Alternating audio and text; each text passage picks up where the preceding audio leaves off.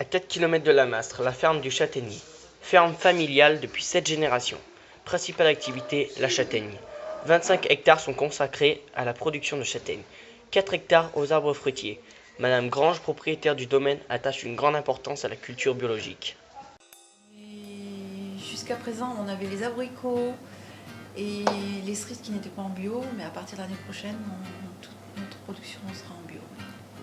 Et c'est un choix marketing ou par conviction? Si vous voulez, en châtaigne, on est forcément en bio, hein, que vous soyez labellisé bio ou pas, il n'y a aucun traitement chimique qui intervient sur le châtaignier.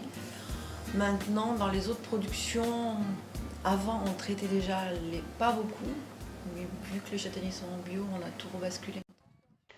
Toutes les châtaignes issues de cette ferme sont certifiées AOP. Est-ce que les normes de Bruxelles s'appliquent à votre ferme ou Alors n'importe quel atelier agroalimentaire, hein, que ce soit un tout petit ou une industrie, on a exactement les mêmes normes.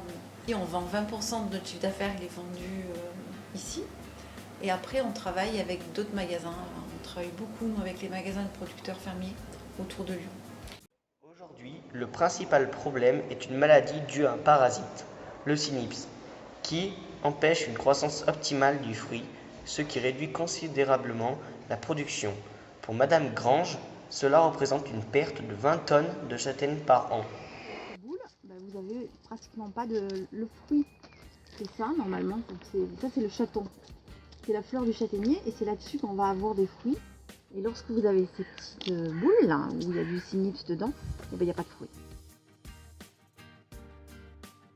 On ne les détruit pas parce que comme on a introduit le taurinus, maintenant dans ces petites galles là, vous avez les deux. Souvent maintenant on a les deux. On a le cynips plus le taurinus qui est dedans déjà. Des filets sont étendus sur le sol afin de récolter les châtaignes. Une machine vient ensuite les aspirer, les trier et les séparer de leur bogue. C'est dans ces ateliers que la consommation a lieu.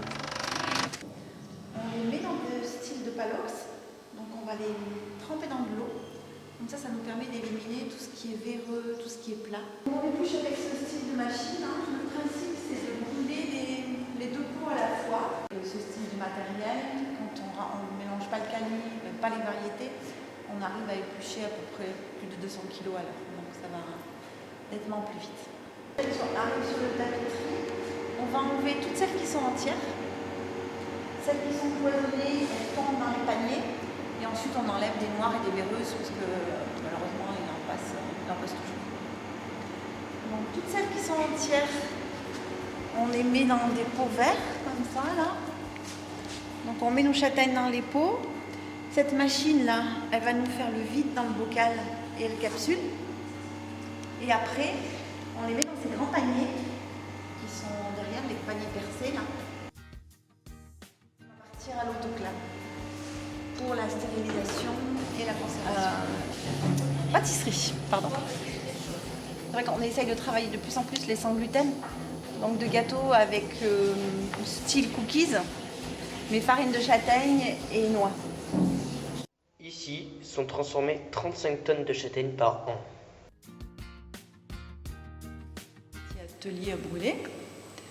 Donc c'était soit on arrêtait tout, puisque bon, moi personnellement j'ai 56 ans, donc j'étais proche de la retraite, on aurait pu complètement arrêter et puis partir sur les îles, comme on disait en rigolant, faire autre chose.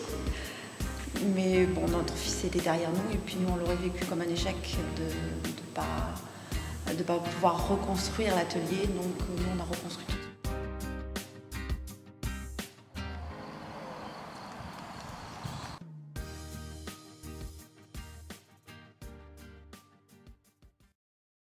La ferme est ouverte au public d'avril à juillet le mercredi et samedi après-midi et de juillet à août tous les jours sauf le dimanche.